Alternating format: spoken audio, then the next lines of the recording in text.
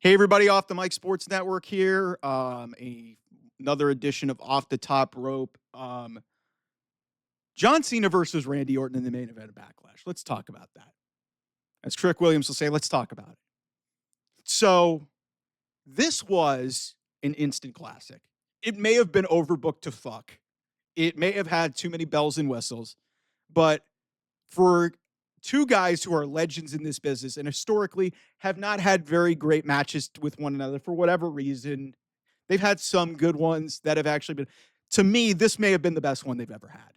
And maybe that's nostalgia speaking in me, but between the crowd, between the way this match was wrestled, between, Randy Orton being peak Randy Orton and just going ham and all crazy spamming RKOs on like every producer under the sun, even R-Truth getting involved, which made some sense. And there was a story for those who didn't see it in the post-match, in the post-event press conference. John Cena was speaking to the media. R-Truth comes in and interrupts John Cena. And John Cena proceeds to AA R-Truth through the press conference announce table.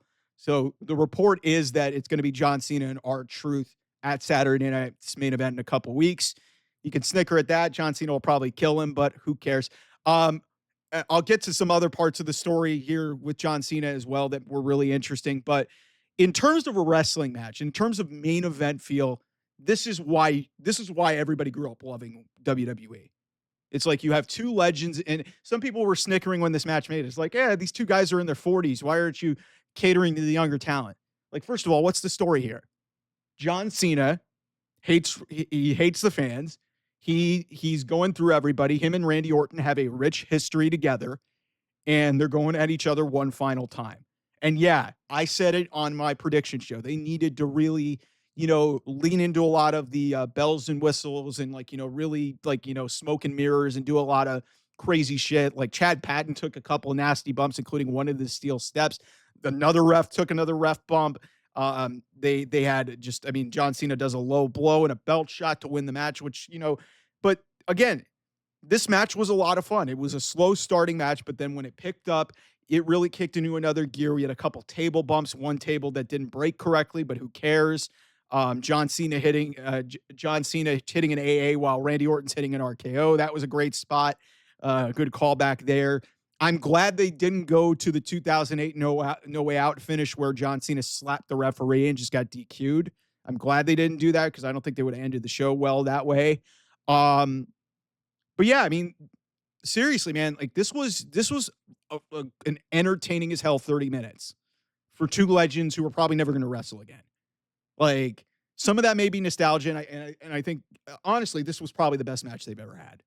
And it's crazy that John Cena's pushing 50. John Cena's Randy Orton's near 45. Like it's both these guys aren't getting any younger, but and for whatever reason, I don't, and maybe the Travis Scott stuff, but for whatever reason, John Cena and Cody Rhodes was just such a dud of a match.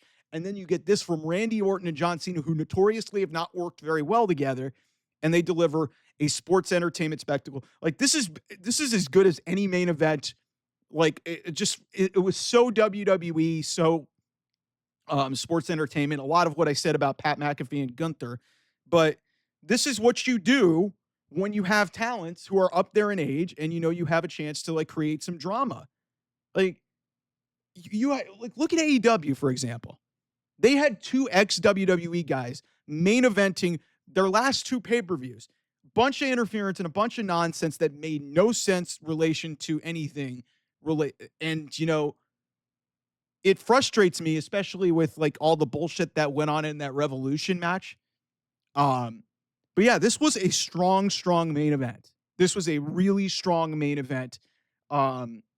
Because obviously, like taking a look at WWE's premium live events, like you had the Royal Rumble, then you had the Elimination Chamber. So this is really outside. Like we had the triple threat on night one, which was outstanding, and then we obviously had the Cena Cody match on night two of WrestleMania. So this as a one-on-one match, this was probably the best one-on-one main event of a premium live event in WWE this year. It might be the best one-on-one, like not triple threat, not multi-man match that's been on any major North American show this year. I'm not going to count TNA here because TNA really has had one on. They haven't. They're not really, to some people, considered in the mainstream. But if you're stacking it up against AEW main events, have not been good on pay-per-view this year. They haven't. They just haven't. So, but man, like, this is everything that you wanted to see out of this match, and it just makes the whole Cody Cena thing at WrestleMania 41 just way more confusing as to what the fuck happened there. And maybe some of this is just, hey, TKO strong arm their hand too much into this, The Rock and all that other stuff probably kind of screwed with it. And now you just insert Triple H just goes into his bag, gets all this smoke and mirrors and stuff to, like, drum up the match and create a lot of drama into it. And it creates, and obviously you have two guys with a rich history, two guys with a lot of respect. John Cena in his final year really going on this retirement tour, even though he's a bad guy. The fans just loved it. The crowd in St. Louis was incredible. They loved every second of it. The match was insane. And just like the ref bumps, table bumps, producers getting fucking killed, R-Truth saving John Cena. R-Truth then, in the post-match press conference gets AA'd through a table. So this has been fun.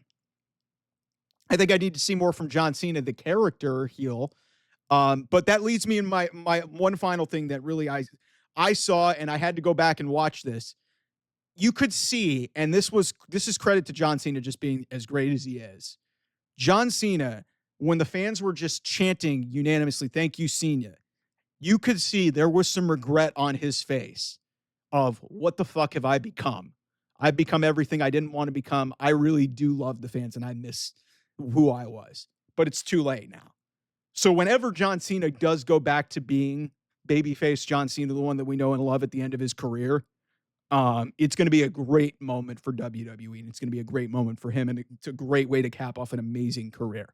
So that little subtle moment at the end of this match, as you saw him leaving the ring at the end of it, you could see he was emotional, and you could see he's starting to show, like, hey, some conflicted thoughts about, hey, did I really do the right thing by selling my soul and really, taking the low road to be the champion, and obviously now doing all these cheating things? In a lot of ways, it's kind of similar, like maybe not as dark as what Hangman Adam Page has been doing for the last year, resorting to dark tactics to get what you want and to reach the ultimate goal. Like, obviously Hangman wanted to, get revenge on Swerve. John Cena wanted to be 17-time champion. It's kind of the same thing.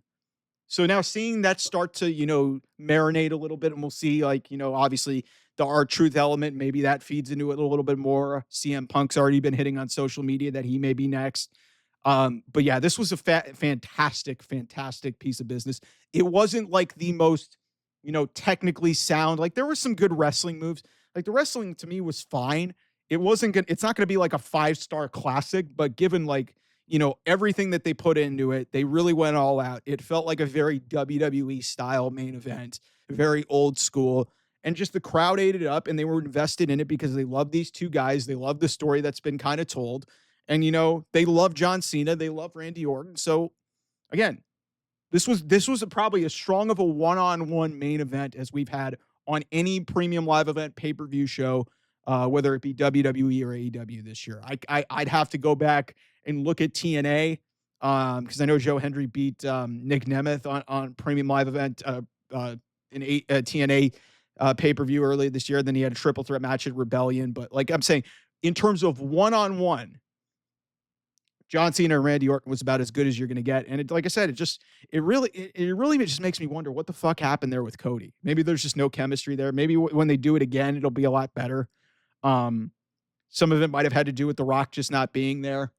But yeah, this was great, man. This whole show, this Backlash, was just an outstanding, well executed show. So, anyway, thanks so much, everybody. Also, happy Mother's Day to all those mothers out there.